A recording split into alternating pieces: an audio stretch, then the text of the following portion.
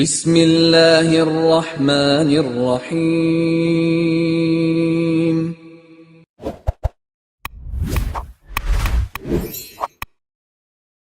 السلام علیکم ورحمۃ اللہ وبرکاتہ۔ الحمد للہ حمدا کثیرا طیبا مبارکا فیہ، والصلاة والسلام علی سید المرسلین محمد وآلہ وصحبہ اجمعین، اما بعد۔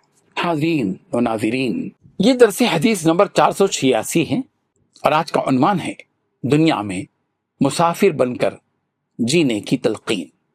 روایت سماعت کیجیے، ترجمے کے بعد تشریح کی جائے گی۔ بسم اللہ الرحمن الرحیم۔ عن عبد اللہ بن عمر رضی اللہ عنہما قال اخذ رسول اللہ صلی اللہ علیہ وسلم بمنکبی فقال کن فی الدنیا کأنک غریب او عابر سبیل، وكان ابن عمر يقول إذا أمسيت فلا تنتظر الصباح وإذا أصبحت فلا تنتظر المساء وخذ من صحتك لمرضك ومن حياتك لموتك، رواه البخاری۔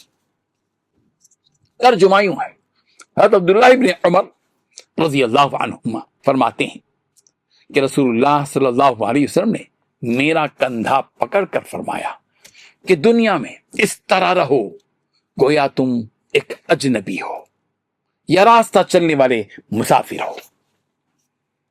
حضرت ابن عمر رضی اللہ عنہ فرماتے ہیں یا فرمایا کرتے تھے کہ جب تم شام کرو تو صبح کے منتظر نہ رہو، اور جب صبح کرو تو شام کے منتظر نہ رہو، اور اپنی صحت کو بیماری سے پہلے اور اپنی زندگی کو موت سے پہلے غنیمت جانو۔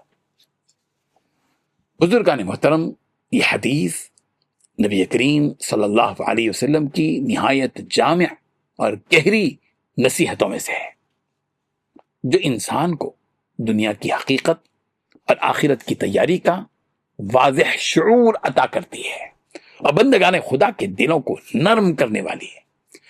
رسول رحمت صلی اللہ علیہ وسلم نے حضرت عبداللہ بن عمر رضی اللہ عنہما کے کندھے پر ہاتھ رکھ کر جو بات بیان فرمائی، اس میں شفقت بھی ہے، محبت بھی ہے، خصوصی توجہ کا انداز بھی نمایاں ہے، جس سے اس نصیحت کی اہمیت مزید بڑھ جاتی ہے۔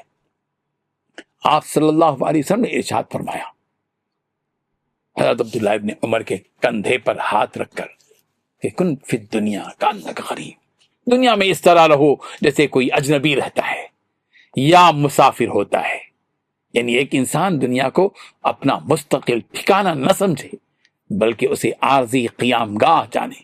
جس طرح مسافر کسی جگہ دل نہیں لگاتا، راستے میں اسے کئی چیزیں نظر آتی ہیں، کئی ٹھکانے نظر آتے ہیں، لیکن ان پر دل نہیں لگاتا بلکہ اس کی نظر اپنے اصلی گھر کی طرف ہوتی ہے اور اسی گھر کی فکر میں وہ لگا رہتا ہے۔ اسی طرح مومن کو بھی آخرت کو اپنا اصل وطن سمجھنا چاہیے اور دنیا کو محض ایک گزرگاہ تصور کرنا چاہیے، ایک گزرنے کی جگہ۔ حضرت عبداللہ ابن عمر رضی اللہ عنہ اس حدیث کی عملی تفسیر پیش کرتے ہوئے فرماتے تھے کہ جب شام ہو جائے تو صبح کا انتظار نہ کر، اور جب صبح ہو جائے تو شام کا انتظار نہ کر، جس کا مطلب یہ ہے کہ انسان کو ہر وقت موت کے لیے تیار رہنا چاہیے اور نیکی کے کاموں میں تاخیر نہیں کرنی چاہیے، اس سے کہ زندگی کا کوئی بھروسہ اور کوئی گارنٹی نہیں ہے۔ پھر آپ علیہ الصلوۃ والتسلیم نے فرمایا کہ اپنی صحت کو بیماری سے پہلے اور اپنی زندگی کو موت سے پہلے غنیمت جانو۔ یہ جملہ انسان کو جھنجھوڑنے کے لیے کافی ہے کہ وہ اپنی موجودہ حالت کو قدر کی نگاہ سے دیکھے اور اسے نیکیوں میں استعمال کرے۔ صحت اور فرصت ایسی نعمتیں ہیں جو ہمیشہ باقی نہیں رہتی، اس لیے کہ ان کے ہوتے ہوئے ہی آخرت کی تیاری کر لینا چاہیے۔ ایسا نہ ہو کہ انسان دنیا کی محبت میں اس قدر غرق ہو جائے کہ آخرت کو بھلا بیٹھے، بلکہ اعتدال کے ساتھ دنیا میں رہتے ہوئے ہر لمحہ اللہ کی رضا اور آخرت کی کامیابی کو سامنے رکھا جائے۔ یہی طرز فکر انسان کو کامیاب اور بامقصد زندگی عطا کرتا ہے۔ رب ذوالجلال ہم سب کو اس پر عمل کرنے والا بنا دے، آمین۔ وآخر دعوانا ان الحمد للہ رب العالمین۔